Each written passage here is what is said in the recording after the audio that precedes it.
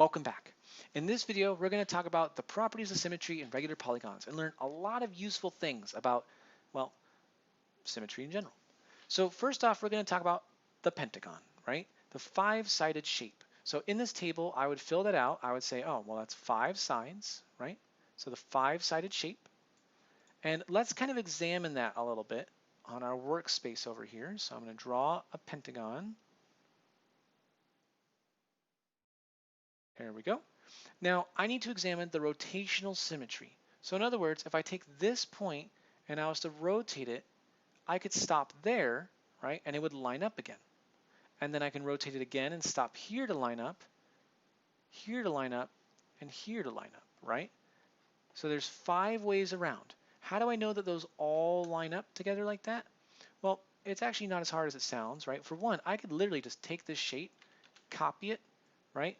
And let me show you how it lines up as I rotate it.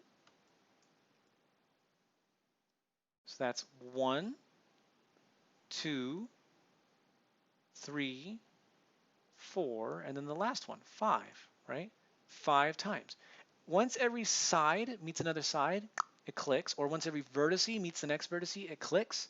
There's 5 possible vertices to meet with, including itself, so it's 5-fold rotational symmetry. And that's true for all the regular polygons. They're always going to have the same fold of rotational symmetry as their number of sides, because every side can line up with itself. So the 8-sided octagon has 8-fold rotational symmetry. The 17-sided, whatever the heck that is, has 17-fold rotational symmetry.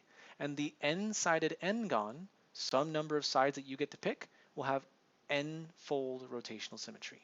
But what about the lines of symmetry? I can guess, right? I think there's probably going to be a pattern here, and it's probably going to be 5 for the pentagon, but I don't see 5 off the top of my head, right? That's a little tricky to find. So I'm going to, once again, make my vertices a little clear. I think I can see one bisector pretty quickly, right? One line of symmetry. And I say bisector because, well, look at it. It's bisecting the shape in 2 pieces, 2 equal pieces. That's what a bisector does, right? So it seems like bisector is a good way to refer to it. It's like a shape bisector. But if I look at that, it actually looks like another kind of bisector we've seen before. So maybe think about, does this look like an angle bisector or a perpendicular bisector? Maybe consider that and then pause the video and come back when you got your answer. Welcome back. You're right. I don't need to know which one you picked because they're both correct. It's actually an angle bisector and a perpendicular bisector. Check this out. It's the angle bisector of that angle, and it's the perpendicular bisector of that, right? So this is a bisector for both angles and sides, right? Now, that helps me with this one, okay, sure, but what does that help me with for finding the others? Well, I need to find other ones, right? So I could do it maybe once for each of my sides, right? Because if the bisector for this one worked, then I could see, okay, maybe if it works for this side, it'll work for the others. So I'm going to do my perpendicular bisector. I could also maybe see it as, what about my angle bisectors, right? So I could bisect an angle. And you'll notice it's actually both, right? Every angle bisector is the perpendicular bisector of the opposite side. You probably couldn't tell necessarily in what I just did whether it was an angle or perpendicular. And they do seem to all work, right? They all seem to work. So for example, if I was to erase most of these, and just pick one of the other ones I found, that seems to be a bisector, right? And I can prove it too.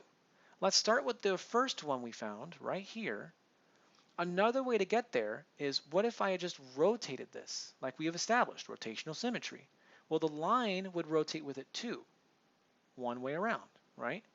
So if that one works, then this one should work too. Because if it split it into 2 congruent halves before, there's still congruent halves because rotation also keeps congruency. So the left and right half, or top and bottom, however you want to see it, they're also still congruent. So this is still a line of symmetry. If I can rotate it once, right, I can rotate it again and again and again, and I just got the same lines again, right? It's still 5 lines of symmetry, whether I do it with the bisectors or whether I do it with the rotation. Now, why did I go over both ways? Why did we not just do it the easy way with rotation? Well, check out what happens when I do this with an octagon, okay? So I'm going to erase this. Let's try it with an octagon, an even-sided shape, and watch what happens. So I make my octagon. And now I'm going to make a bisector here, right down the middle, right? And I'm going to try my same strategy. I'm going to rotate around. So I'm going to highlight, or sorry, I'm going to emphasize my vertices, right? And I'm going to go one vertice around. So this one, go to this side. Excellent. Another one, I can do it again, I can do it again, and then, wait a second, I'm just going over the same ones again. This only gives me 4. My theory is that there's going to be 8. This is only halfway. Where's my other 4? This is why we need to know the bisector too. Notice these ones are only perpendicular bisectors, right? Before with the pentagon, sides corresponded to sides, right? Sides corresponded to angles. So this side goes to this angle, right? Side to angle. But now with the octagon, sides correspond to sides, right? So I've only covered 1/4 of my possibilities. There's still something else I can use. I could have also done this using the angles as my bisecting, right? So I could have bisected using angles instead. So I need to erase some of what I got, right? And I'm going to look at it using the angle bisectors now to be able to cover the other possibility available to me. Get rid of some of that ugliness. Now let's check it out using the angle bisectors, right? So if I do this, these also bisect, right? Going from the angle to the opposite angle. And if I rotate, you'll again notice they keep lining up with each other, right? And then I can only get 4 of them before they start repeating on top of the ones I already had. So the rotation method only really works for odd numbered sides. For even numbers, they start overlapping because they will correspond vertice to vertice or side to side, right? But now I have my 8 lines of symmetry because I've bisected all my sides and I've bisected all my angles. 8 lines of symmetry, well, that means I've got 888, which is exactly what we predicted, right? So there's a couple ways to find the lines of symmetry and the rotational symmetries of polygons. But for regular polygons, you now know, right, that they're always going to have the same number of line symmetries and the same rotational symmetry fold as the number of sides of the regular polygon in a predictable way based on whether it's an even or odd number. Now for irregular polygons, that's where it gets trickier. So using these as starting points, using the bisectors, right, is a good idea.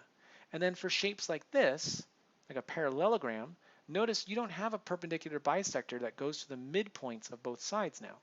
So instead, I would want to directly connect the midpoints and test that. Okay. Hopefully that makes some sense. And if you have any questions or any confusion about the video, please let me know. I am happy to answer it for you. Have a good day.